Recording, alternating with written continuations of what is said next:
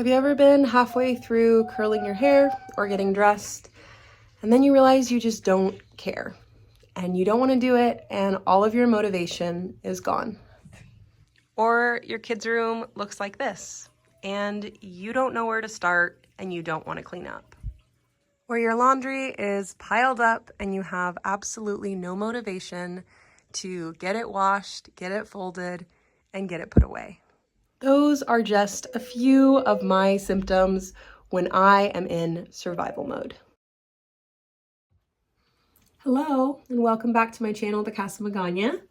I know that was a little different of an intro for you guys than what you are used to, but we're talking about survival mode today, and it felt accurate to where I felt in December. I feel like I'm out of survival mode now, and it took me about a week to pull myself out of what was probably a 5-week slump of feeling so unmotivated, convinced that I had seasonal depression, even though I didn't, and just feeling completely like I was surviving and not thriving.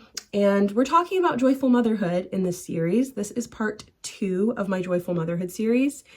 And being able to get out of the valley, crawl out of the pit, get out of the slump, whatever you call that rough season where you're unmotivated and just hanging on, we're talking about how to get out of that today. I'm doing it while curling my hair because I didn't want to curl my hair today, but I want my hair to be curled. So it felt like it was on theme. So I guess you could call this a get ready with me while talking about getting out of survival mode, because what better analogy from feeling frumpy and sitting in 3-day-old pajamas and feeling unmotivated, and then going from that to getting dressed, feeling pretty, feeling put together, feeling clean. It's kind of what survival mode is like, and getting out of it is like. It's a series of choices that you pretty much force yourself to make for the betterment of yourself. I will say this is not meant to diagnose or treat any form of depression, and you should definitely seek professional help if you are in more than just a slump. And there is no shame in getting help. Motherhood is hard, it is taxing, and there are a lot of ways to get professional help now if you need it. So one of the things that happens to me when I'm in a slump with motherhood is food doesn't taste good. I pretty much stop eating. I run on coffee. I doom scroll until midnight on my phone, looking at Instagram, YouTube. I usually make impulse purchases to try and make myself feel better about my life. I have no resolutions whatsoever. I try to just sleep in till the last possible moment. All training goes out the window with my children. I isolate myself from friends and family. I stop cleaning. I stop pretty much any routine that I have. And I just fall into this pit, and it's really hard to get out of. And everybody's version of that is going to look different because we all live different lives. We are in different seasons. Some of us have 1 kid, some people have 4 or 5, and it all looks different, whether you're homeschooling, public schooling, home, full-time with your kid, or part-time. There are just times when it feels like you're barely scraping by. And I think the first key to getting out of that is identifying it. Really being able to realize, okay, I'm not myself. What do I need to do to get back to who I know I am? That feels better. So one of the things you can do to pull yourself out of the pit is force yourself to get dressed every single day. I am in my pajamas and I feel like garbage. I'm stinky and sweaty. I haven't put on deodorant today and it's almost 1 o'clock. And I know that it will instantly shift my mood to curl my hair, put on a little makeup, and get dressed, even if I'm just staying home. It's such a thing in our mental space to feel ready and put together. And I highly recommend, if you're in a slump, to just force yourself to get dressed every single day. Whatever that version is for you, whether it's a different pair of lounge pants or comfy pants or jeans or a dress, whatever your version is of getting dressed, force yourself to do it. Make yourself accountable. After getting dressed, another huge thing that I struggle with when I'm in my worst state is remembering to eat. And so I literally started texting my husband a picture of my breakfast every single morning.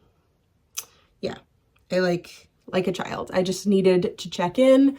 I needed to be accountable to someone. And it got to the point where he would say, hey, you haven't texted me your breakfast. And it was just a really good way to force myself to eat because I felt so unmotivated and my appetite was suppressed. When you have excess cortisol, that's the stress hormone, your appetite is suppressed, and it's really easy to just be operating on stress hormones to get through the day.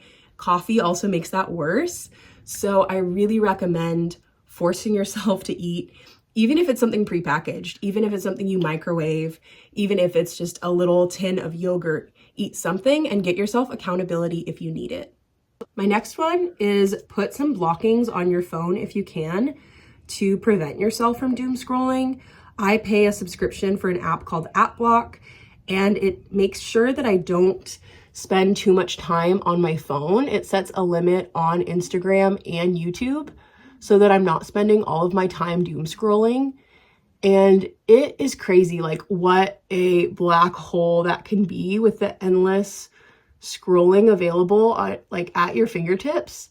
So I really recommend if you're in a slump, you could delete Instagram altogether, or you could get some blockings on your phone to make sure that you're not getting fast, unrewarded dopamine that just feeds you for a second and then leaves you empty for the rest of the day. It's not worth it. It's not worth it to get that really quick fix of dopamine. It does not serve you in the long run. Can you tell I've never filmed any type of get ready with me video? This is not the best, but like I said, this feels like an analogy for pulling yourself out of the pit, just making yourself feel good and feel like yourself. This next one is probably like my big ticket thing to get out of that mode, and it's to implement fun. So we love to do something called Fun Friday, where we go out on Fridays and we do something fun. We go to a thrift store or a coffee shop or the library or a park. We do a play date with a friend. And those can be really fun ways to build a little bit of routine and do something that gets you out of the house, because a lot of people isolate themselves when they're in a funk, and you just have to force yourself to get out of the house. Make plans that you can't cancel. Invite someone over, and that might force you to clean your house. You can also tell a friend, I am in a funk. I need some mama time. Can we schedule a coffee date without the kids? Can we do a laundry day where we bring our laundry to each other's house and we just fold it together? You don't have to do this alone. I guarantee every mom has gone through a hard time. Whether they are a first-time mom or a seasoned mom, we have all been through it. Everyone wants a village, but no one wants to take the first step to be the freaking village. So you have to do it. You have to invite people over. You have to make an effort to pull yourself out of the pit and not let yourself fall into it again and again and again. The next part of this series is a whole video on how to make friends as a mom and how to store friendships and be a village. And you guys are gonna love that video. It is such a good one. But a sneak peek of that is to be the person who invites people over. Invite people into your mess. It is not as scary as it seems. I promise you. We have all been there, and you just need to pull yourself out. And sometimes a helping hand is all you need. The next big one, which is also like a big ticket item in my opinion, is to tackle something that has been bothering you, something that has been driving you nuts. So if you've been here a while, you know that I did a closet decluttering challenge where I turned all of my hangers backwards and I assessed my closet. The time limit for that elapsed when I was in my funk and I didn't film it. I promised a part 2 to you guys and it did not get filmed because I was so out of it. I was not myself and I was in just such a funk that I didn't want to film. I didn't want to turn on the camera. And so I didn't. I just slunk into my hobbit hole and holed up for the whole month of December and just didn't do anything. So this is also gonna act as my part 2 because I was too out of it to film, but tackle something that's driving you crazy. We decided to do a project. We extended our closet so that I would have more space and feel less pressure to constantly be decluttering my closet. It made me feel so good to have that finished. And then I cleaned out the whole closet, and I don't have any footage of that process because I was not in a good place and I didn't film it, but I got rid of quite a bit of clothing and it felt really good to get that done. I really recommend decluttering toys, your pantry, your refrigerator, your freezer. Those feel really good to get done, and they have lasting results on your mental health because that clutter is gone, and it feels really, really good to have a big win. And sometimes just the joy of that big win kind of catapults you out of the pit that you're in.